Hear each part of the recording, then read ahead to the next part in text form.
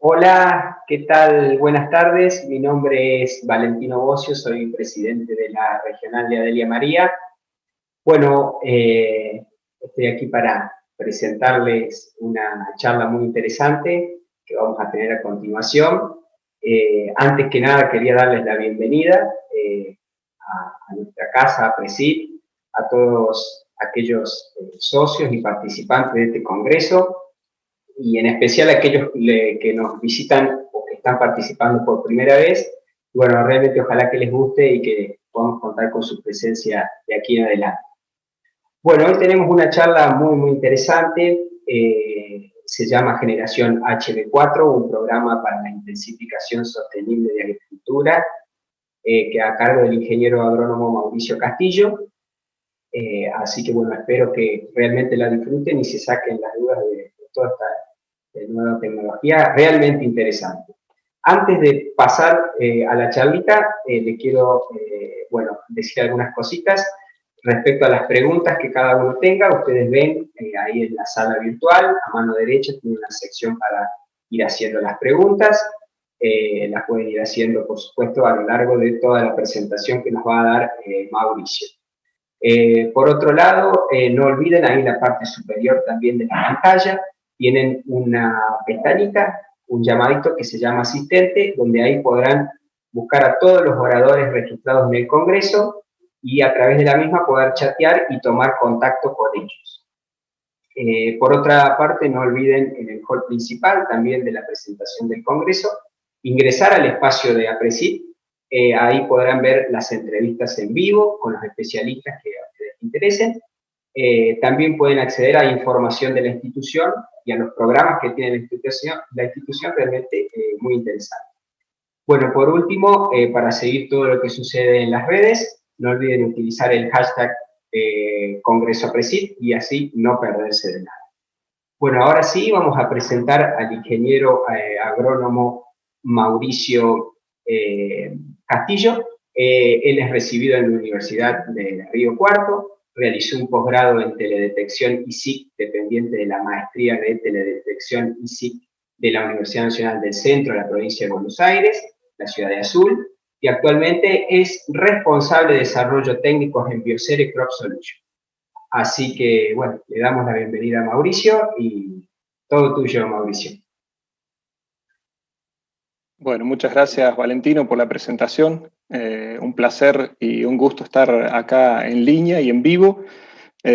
Más allá que se extraña el contacto directo con colegas y amigos como normalmente ocurría en el Congreso cuando se realizaba ya sea en Córdoba o en Rosario. Y sobre todo a la hora de dar la charla de forma virtual, para mí que normalmente me muevo demasiado, siempre la doy de parado, estar acá sentado se hace, vamos a tratar de hacerlo lo más llevadero. Si me muevo mucho me avisan. Bien, lo que venimos a compartirle, como ya les adelantaba Valentino, es lo que entendemos desde Bioceres, es una nueva forma de producir. Es un programa para la intensificación sostenible de la agricultura, a la cual llamamos Generación HB4. Para aquellos que no están muy acostumbrados o no reconocen esto de intensificación sostenible, ¿qué es? Para hacerlo bien simple, sería producir mayor cantidad de alimento, ¿sí?, con el menor impacto ambiental posible. Es decir, producir más y mejor. Ahora bien, cuando hablamos de menor impacto ambiental, tenemos que tener algo muy en claro, que es que estamos en un momento de cambio climático, ¿sí? Lo tenemos que tomar como marco y como parámetro. Es algo que ya lo venimos transitando desde hace unos cuantos años. Hoy seguimos sobre él y hacia adelante de no mediar ciertos cambios, ya sean gubernamentales, a nivel global, dependiente de la parte de energía, la parte fabril y obviamente la parte nuestra, ¿sí?, lo que nos toca como lo que es agricultura y desde el punto de vista produccionista. Esto va a ir cada vez a peor. Lo vemos normalmente en lo que son eventos climáticos extremos que están ocurriendo en todo el globo. Todos los días nos llegan información al respecto. De hecho, estamos hoy por hoy cursando una de las sequías más grandes de la última década en lo que es centro del país, y terminan ocasionando incendios. Y por otro lado vemos que hay otros eventos climáticos de altísimas temperaturas o hasta inundaciones también. Ahora bien, todo ese impacto y ese cambio climático hacia futuro va a impactar negativamente sobre el rendimiento. Si ustedes miran sobre el lado izquierdo de su pantalla, van a poder apreciar lo que es un gráfico, el cual resume unos cuantos trabajos de los cuales hablan de ese impacto del cambio climático hacia futuro. Son estudios de larga duración y hacen la proyección de cómo va a ser impactado el rendimiento. Y vemos que a partir del año 2030, es decir, acá prácticamente a la vuelta de la esquina, empezarían a disminuir los rendimientos de mantenerse las condiciones que tenemos actualmente. Ahora, si ponemos eso en el contexto de que muy cerquita, 2050, estamos en conocimiento de que vamos a ser más de 9.000 millones de habitantes, o sea, entre 9 y 10.000 millones de habitantes. Hemos ido cambiando de 9 a 9.2, 9.5, y ya hay algunos que hablan de 10.000 millones de habitantes para 2050 en esa década, y los rendimientos van a ir decreciendo de mantenerse este cambio climático y cómo lo venimos manejando, estamos en problemas. Entonces, cuando eso lo trasladamos a lo que es la producción de soja, como fue en Argentina en las últimas 2 décadas, vemos que realmente creció muy, muy fuerte el crecimiento desde el punto de vista de producción, de la mano no solamente de la tecnología de ganancias genéticas, sino también de la mano de incremento de superficie de área. Hay algunos trabajos ya que datan de varios años que hablaban que para poder pasar de los actuales 50, 52 millones de toneladas que estamos a 70, lo podríamos llegar a realizar con nuevas tecnologías y con un aumento de área de 2.5 a 3.5 millones de hectáreas. Obviamente esa parte la dejamos totalmente de lado porque a lo que estaríamos haciendo es generar mayor cambio climático, y es a lo que no apuntaríamos. Entonces, ¿dónde nos centramos? Obviamente en las tecnologías, sí que nos permitan mejorar e intensificar la producción agrícola en los sistemas productivos. Cuando hablamos de intensificación sostenible, pensamos en un montón de herramientas, ¿sí?, que hoy están al alcance de los productores, sin dejar de lado ninguna de ellas, pero pensando en, como les comentaba al inicio de la charla, las que tengan menor impacto a nivel ambiental. Es así que podemos estar pensando en la utilización de microorganismos benéficos. Dentro de ellos tenemos una gran paleta, desde solubilizadores de fósforos, inoculantes, pensando en lo que es un Brady Resolvent para soja, como pueden ser también algunos generadores de fitohormonas. Obviamente el manejo del agua entra en juego desde el punto de vista racional e inteligente.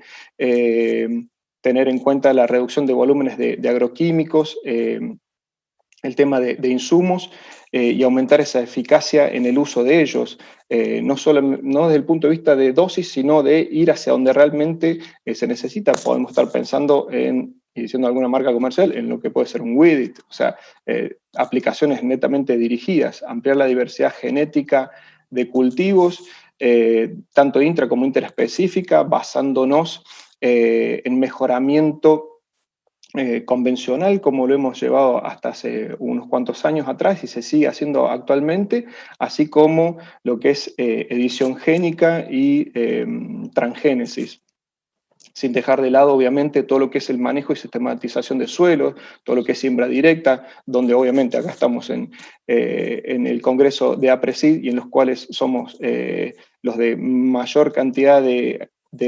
proporción de siembra directa a nivel global, uno de los primeros en adoptar esto, gracias a la fuerza que le ha puesto APRESID,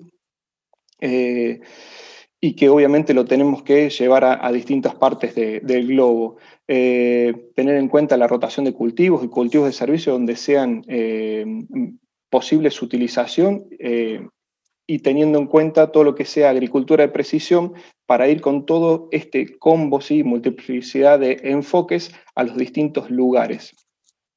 Entonces, cuando hablamos de distintos lugares, a nivel Argentina y pensando en soja, nos vamos a encontrar con que vamos a tener distintos rendimientos, los cuales usualmente se contrastan con brechas de rendimiento. Lo que pueden apreciar en este slide es un mapa, ¿sí?, departamental con los rendimientos promedios del cultivo de soja de los últimos 5 años, donde no hace diferencia entre soja de primera y soja de segunda, ya que hasta hace 2 años atrás el Ministerio de Agricultura no lo hacía. Los colores más cálidos, es decir, a los que van hacia rojo, son los de menores rendimientos, donde podemos encontrar en la zona de sudeste bonaerense o hacia el lado de la Pampa, los menores rendimientos promedios a menores a 1.500 kilos. Entre 1.500 y 2.000 kilos es ese color naranja. En crema son rendimientos que están entre los 2.000 y 2.500, y ya en coloración verde son rendimientos mayores a 2.500 kilos, haciendo foco sobre lo que es zona núcleo, donde los rendimientos ya están por encima de los 3.000 y llegan hasta los 4.000 kilos de promedio departamental. Entonces, cuando pensábamos en todas esas tecnologías diferenciadas y para los distintos lugares y enfoques, se nos abre esta incógnita del tema de las brechas de rendimiento. ¿Y a qué llamamos brecha de rendimiento? Es a la diferencia que existe entre esos rendimientos que actualmente puede lograr un productor y lo que lo distancia de un rendimiento potencial limitado por agua, ¿sí? Y o tomamos el rendimiento potencial limitado por agua por una cuestión de que más del 90% de la superficie agrícola argentina se realiza de secano. Ese rendimiento potencial es el que podría llegar a alcanzar un productor teniendo en cuenta y haciendo un manejo óptimo de nutrición y de los factores reductores que pueden existir, es decir, haciendo un manejo de plagas, malezas y enfermedades, podría tranquilamente llegar a esos rendimientos, más obviamente el nutricional. Es decir, que en promedio, para lo que es la zona de Pergamino, están alejados un 22% de ese potencial, para la zona de Gualeguaychú prácticamente un 30%, y la Ulashi General Pico, es decir, sur de Córdoba, norte de La Pampa, es prácticamente un 40%.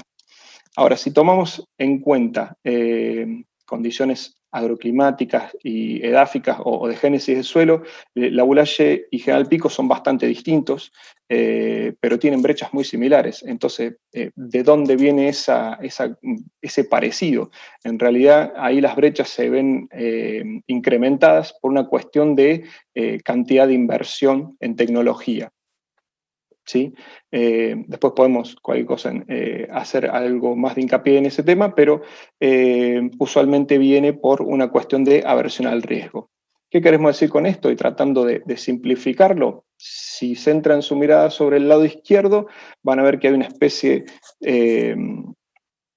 de sub y baja, ¿sí? En donde la inversión hace subir o bajar ese rendimiento y pivotea sobre el riesgo. ¿Ese riesgo de dónde viene? Ese riesgo es la aversión al riesgo que genera la volatilidad climática. El productor obviamente va a generar su inversión tratando de maximizar el rendimiento y el beneficio económico, ¿sí? Teniendo en cuenta ciertas cuestiones también como puede ser el tema de suelo, pero normalmente esa inversión va ligada a lo que es rendimiento. Entonces, ante un mayor riesgo, la inversión se achica y el rendimiento tiende a achicarse. ¿Qué es lo que proponemos con generación HB4? Algo tan simple y tan complejo como disminuir ese riesgo. Digo simple por una cuestión porque sobre este sub y baja es simplemente agregar una piedra más para que la inversión pueda crecer y el rendimiento crezca de la misma manera. Ahora, la parte complicada es obviamente cómo disminuimos ese riesgo. Y ese riesgo lo disminuimos a través de una herramienta, ¿sí?, que es la tecnología HB4. Para aquellos que no conocen HB4, es una tecnología, ¿sí?, de tolerancia a sequía, obtenida de forma de transgénesis partiendo del cultivo de girasol, ¿sí? Se tomó un gen y se lo llevó tanto a cultivo de trigo como soja, entonces ahora tenemos cultivos con tolerancia a sequía tanto de trigo como de soja. A su vez, el gen marcador para esa tecnología otorga tolerancia al glufosinato de amonio, es decir, nos da una herramienta más para control de malezas resistentes. Y esto está otorgando en situaciones menores a 2.500 kilos de rendimiento, sí, un 11% más de rinde respecto a materiales de tipo control. Esto es una tecnología que se generó por colaboración pública-privada. Esto nació allá por el 2003 con el equipo de la doctora Raquel Chang en la Universidad Nacional del Litoral, y después por convenio con Bioceres se desarrolló y se mejoró y se trajo a variedades hoy de tipo experimentales, de tipo precomercial, que se manejan dentro de este programa que les estamos comentando. Bien, Generación HB4, como les adelantaba recién, es un programa, una nueva forma de producir, y es una especie de convenio de multiplicación, sí, de semilla, y digo una especie, ¿por qué? Porque esto es un material todavía controlado, por lo tanto es con identidad preservada, es decir, la semilla es otorgada en calidad de uso para incrementar, y el productor proporciona el servicio de multiplicación, donde lo que encontramos en este programa es a EcoSoja. Después pasamos a comentarle qué es este concepto de EcoSoja. Se siembra, hay un aporte de insumos de parte de la compañía, el productor genera el servicio de multiplicación, la inversión es compartida, ¿sí? Y hay sistemas de monitoreo realizados por AgTech, a su vez con el agregado de trazabilidad integral, y obviamente se trabaja con productores que tengan en cuenta todo lo que son prácticas conservacionistas, apuntando a reducir la huella de carbono del sistema. Es decir, teniendo todo lo que veníamos mencionando antes en cuenta, es que se genera este entorno para el programa, y basado en una cuestión digital para hacer el seguimiento del ciclo productivo. Les mencionábamos EcoSoja, y ¿qué es EcoSoja? Es un producto totalmente integrado, donde existen germoplasma, ¿sí?, con variedades HB4 definidas para distintas zonas, ¿sí? Hacíamos hincapié en las distintas zonas, el cual viene con tratamiento profesional con un biofungicida, que es Rizoderma, un inoculante de larga vida, Rizolic, y la parte realmente diferencial o netamente diferencial, que es el bioestimulante específico, el cual es definido por zona, ¿sí?, y para cada una de las variedades. Esto es un desarrollo que se comenzó a realizar desde Bioceres, conjunto con Rizobacter, antes que fueran una sola empresa. Allá por el año 2013 se hizo la identificación de más de 1.200 cepas específicas, de las cuales quedaron definidas prácticamente unas 100 cepas, y las cuales se van viendo cuál es la interacción que tienen genotipo, ambiente, cepa, ¿sí? Y de acuerdo, ya que algunas tienen mejor performance con una variedad y en una zona, y si en esa misma variedad la cambiamos de zona, no tiene esa misma performance. Entonces, este bioestimulante específico, muchos son solubilizadores de fósforo, son generadores de fitohormonas, y algunas otras cuestiones. La definición es esa, que es específico para cada una variedad y de las zonas. Bien, dentro de lo que son las variedades, hoy contamos para el programa con 5 variedades experimentales, a las cuales hemos llamado de la siguiente forma. Esto es para contarles que están diferenciadas para las distintas zonas. Es el mismo mapa de producción de soja, el que veíamos anteriormente. A modo de comentario, las llamamos con el nombre hoy por hoy como nombre experimental EcoSoja. 4 números, una letra y otro número. EcoSoja definido por lo que les comentábamos recién, este producto integrado, 3919.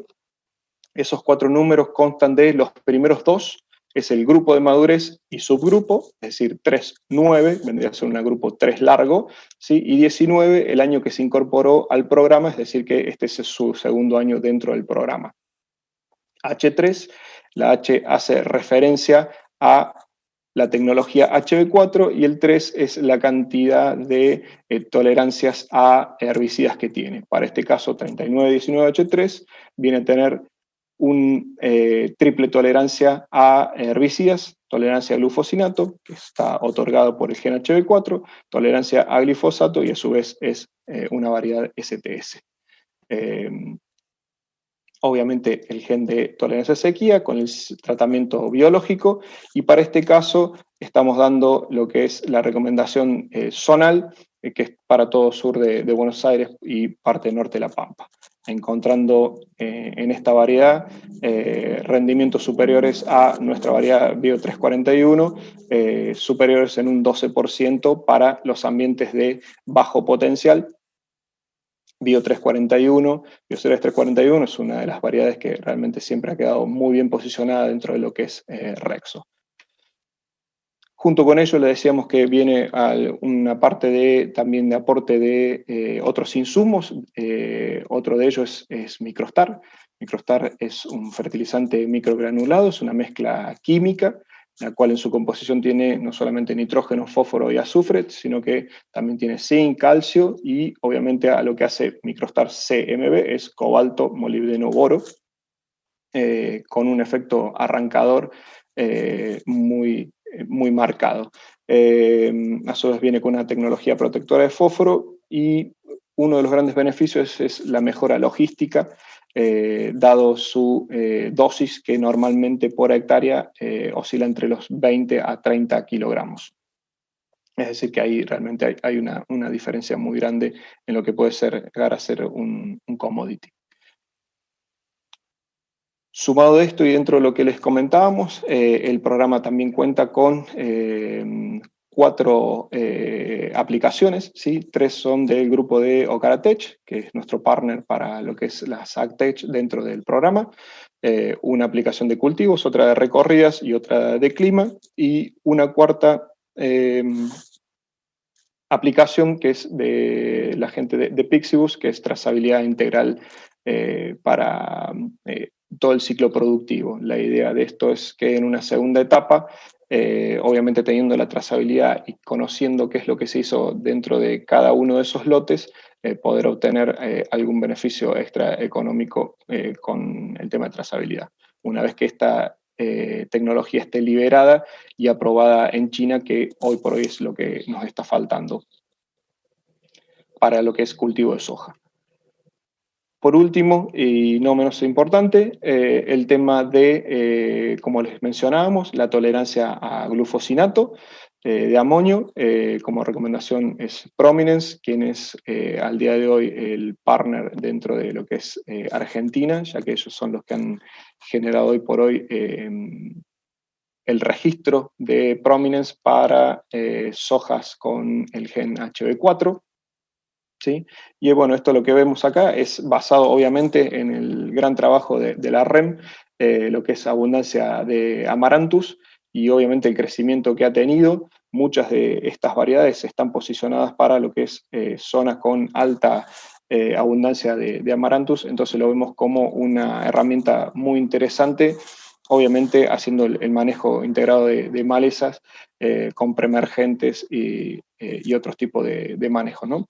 Esto lo posicionamos como un producto para manejo de escapes que podría llegar a ser, y no como una herramienta netamente de manejo.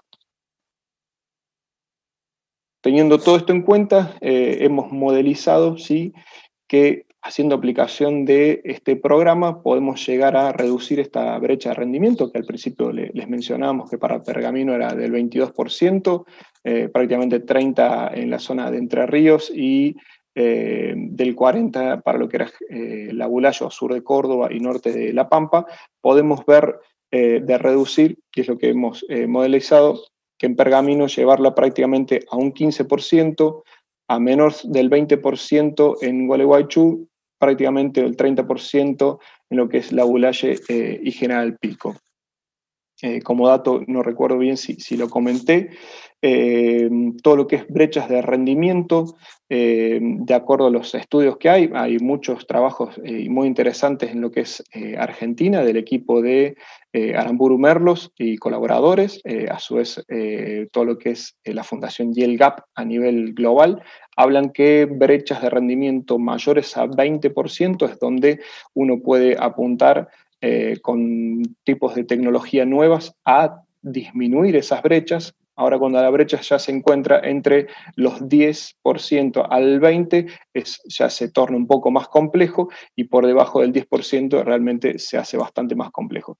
Entonces, un poco también el tema de apuntar a donde existen mayores brechas, sobre todo para darle una cuestión al productor de mejorar sus rendimientos, y donde en esos lugares los rendimientos acompañan a una tecnología que muchas veces es contraintuitiva, lo que es HB4, porque nos mejora los rendimientos en los lugares donde uno esperaría que los rendimientos sean menores. Normalmente la tecnología apunta a mejorar los rendimientos en los lugares donde mayor potencial hay, por eso digo que es a veces contraintuitiva, porque esto mejora donde normalmente los rendimientos son más bajos.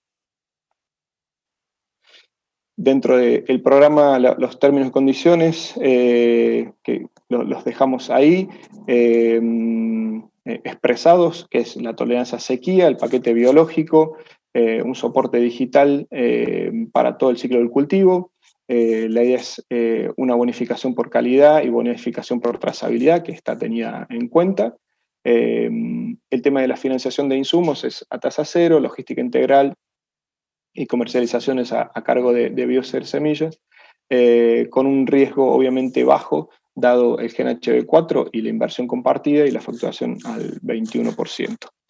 Ya estamos medio pasándonos de tiempo, así que lo que estaría quedando ahora es simplemente decir muchas gracias y abrir el espacio para preguntas, si es que existe alguna. Valentino. Bueno, Mauricio, muchas gracias. Ha sido muy clara la presentación y bueno, tengo varios mensajitos agradeciendo también tu presentación y tu comentario.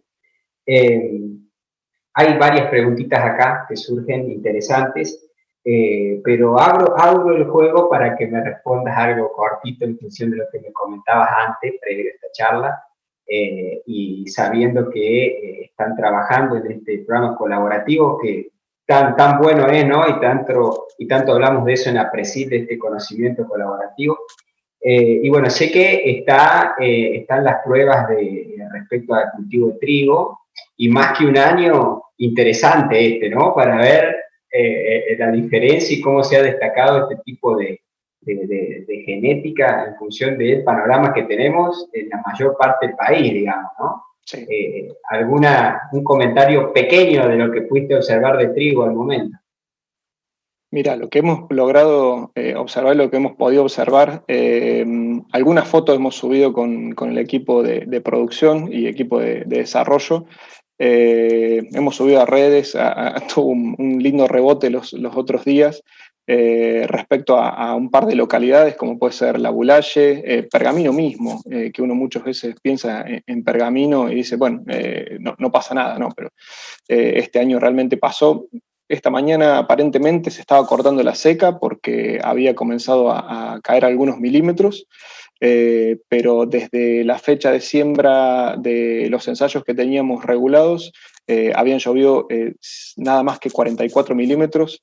Hay un par de imágenes que realmente muestran una diferencia increíble. Respecto a lo que es zona de La Bulaye, por ahí no puedo decir exactamente el lugar, pero si lo buscan en redes como HB4 están dando vuelta. La diferencia prácticamente es entre que continúa el cultivo y que no lo hace. Es netamente así.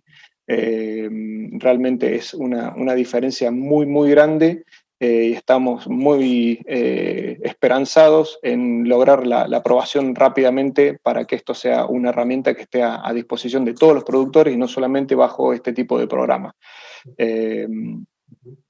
para lo que es la Boulaye es 0 milímetros y la diferencia es increíble. Sí, la verdad que estamos, digamos, portar a esta variable tan incontrolable con la genética realmente sería, sobre todo, bueno, en esta zona que mencionabas vos, realmente interesante. Bueno, vamos un poquito, hay muchas, vamos con la primera. Me dice, ¿cómo ves en general la intensificación de los sistemas productivos en nuestro país? ¿Y considerás que en general el productor la busca? Wow, muy interesante la pregunta. Yo creo que sí, la busca. Obviamente hay ciertas cuestiones que a veces hacen que no se generen o realmente no se termine dando, ya sea por una cuestión de inversión en tecnología, que eso es realmente muy grande, pero la intensificación debería ser mayor, o al menos es lo que creo, en ciertos ámbitos y dependiendo de la tecnificación que tenga el productor, se da a mayor medida o en menor medida. Tampoco hay que dejar de lado, sí, que una gran proporción de lo que es la producción argentina es bajo un sistema de arrendamiento, donde muchas veces eso complica la intensificación, sobre todo porque las renovaciones de los contratos llevan a otra cosa, pero donde se puede llegar a realizar, creo que, entiendo, se hace esa intensificación. Vamos con otro, dice, ¿cómo ves la adopción de la tecnología HB4 en nuestros trigos en los próximos años? ¿Y qué variables influyen en la adopción por parte del productor? Bien, ¿cómo lo veo en los próximos años? Creo que esto va a ser, una vez que esté desregulado, va a ser algo bastante explosivo. El tener y sobre todo habiendo pasado una campaña como esta, las campañas cercanas normalmente al productor le quedan en la memoria, y de obtenerse la desregulación, creo que esto va a tener un crecimiento muy, muy interesante. Sobre todo desde el punto de vista de tener esta tecnología que ante deficiencias en la cuestión hídrica, los rendimientos te pueden llegar a hacer la diferencia entre cosechar y no cosechar. No me acuerdo la otra parte de la pregunta. Dice, la otra parte dice, ¿qué variables influyen en la adopción por parte del productor? Y hoy por hoy la variable va a depender también del potencial que tengan.